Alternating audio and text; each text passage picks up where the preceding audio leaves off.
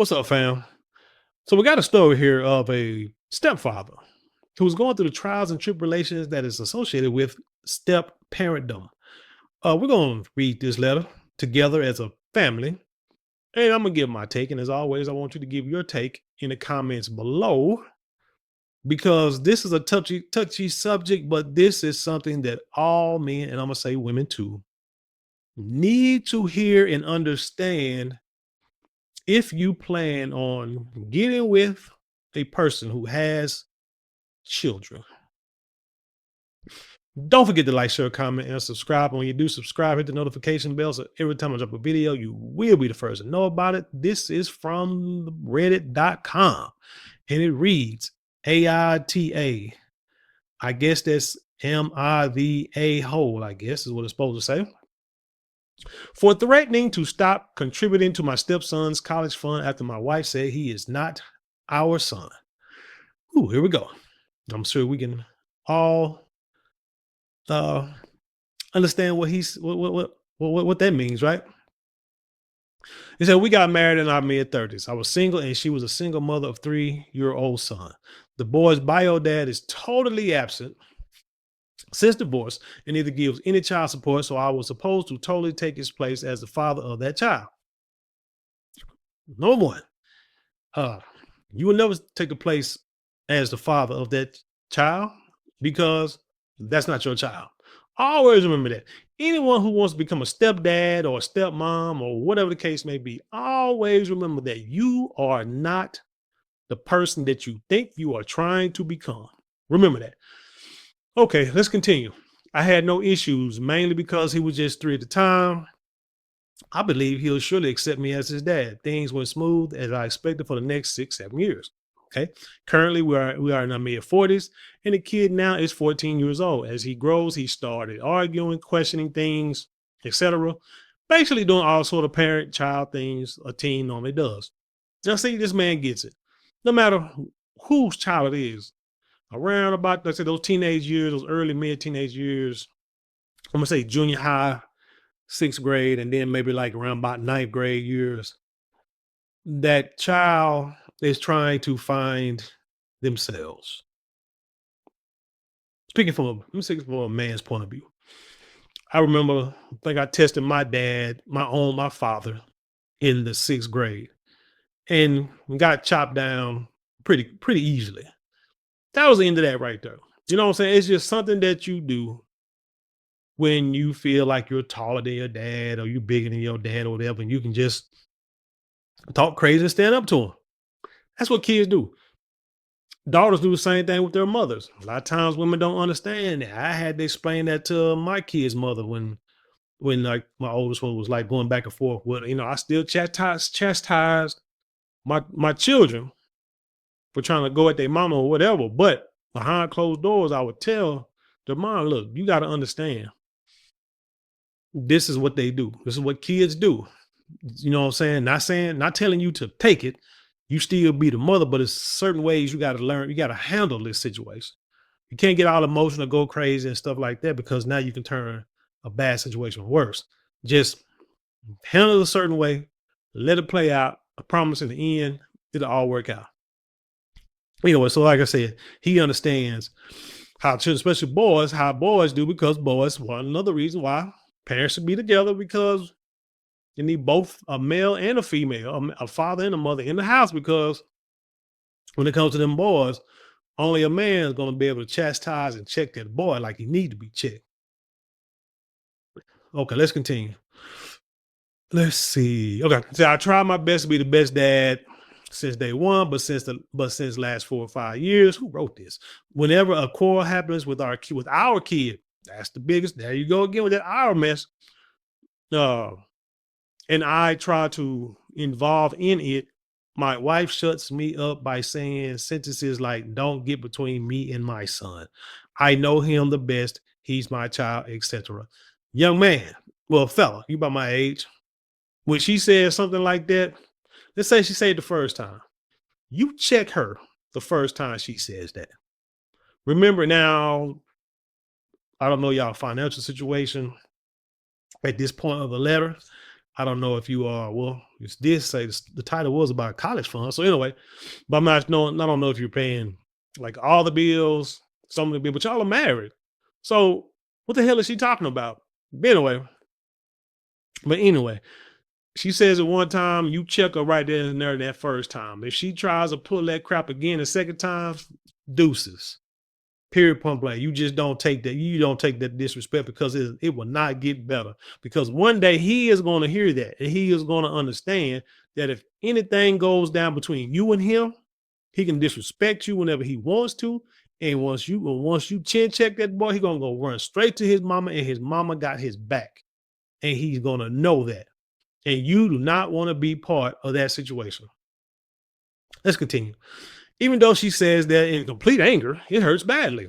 Oh, really? Okay. I feel such things shouldn't be said no matter what. Although I've been doing a full time job, it's not like I'm an absent father. And you're not a father. Anyway, I get the why y'all ain't had your own kids. Have y'all had? Let me finish the letter. I give most of my remaining time to my family. My connection with old friends has gotten weakened, and I made no new attachments, friends at work.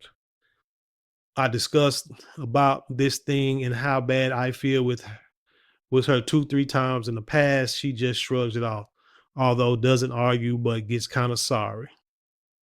She very rarely says sorry directly, it just reflects on her behavior. Is this a real letter? I'm wondering if this is AI or this is being translated into English because this penmanship is poor for a man in his 40s. But the same things happen even after that. Like 4 out of every 10 fights we have with our kid.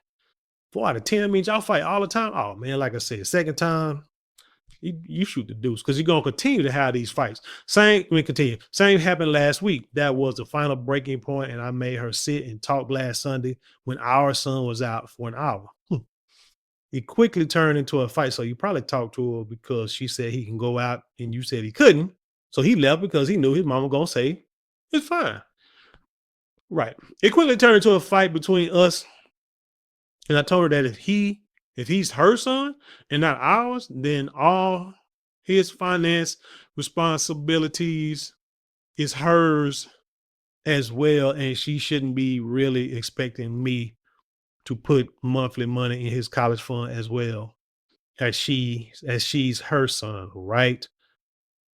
Quote in parentheses, parentheses, we both started saving for his college fund since 2.5 years. I thought you met him, he was 3. Till now, both of us contribute toward it monthly and equal it. I'm thinking of not putting any money in it until she apologizes. I know it sounds like I'm punishing our son, but but I'll be just secretly saving that monthly payments somewhere else until then. AITA, she's highly upset. Man, nobody gives a damn if that woman's highly upset. That woman is evil. Like I said, if she said that once, you check her right then and there and let that be the reason. She come back the second time, dude, it's time for you to shoot the deuce. First of all, you married a single mother. That is hard on you, man, because she has a lot of responsibility. Let me tell y'all something about relationships. Usually, a man would get into a relationship with a woman not looking, I'm talking about a man, a grown man, not looking for her to take up any of his responsibilities. Now, she's supposed to be there to try to make his life a little easier, to help him grow financially, spiritually, mentally, maturely. Is that a word? His maturity to grow. So that way, if he does great, she will benefit from what happens. That's usually why a man should get with a woman, no matter if he has kids or not, or if she has kids or not. That's the way it's supposed to go. On the flip side, most women, especially if they got kids, they don't get with a man in order to help themselves get greater. They get with a man so he can help take on her burden. Period. That's just what it is. They could talk a good game about being the boss bee and supposed to win everything and all this kind of stuff, but that's just not how they are built. I'm sorry, it's just not. They'll have, like I say, they'll have children or they'll have debt or whatever the case may be. They want a man to help them get to relieve them of some of that debt. And if he doesn't do it, now he's not being the man that she thought that he would be. But you know the man when you first meet him. Oh, again, parenting, step parenting.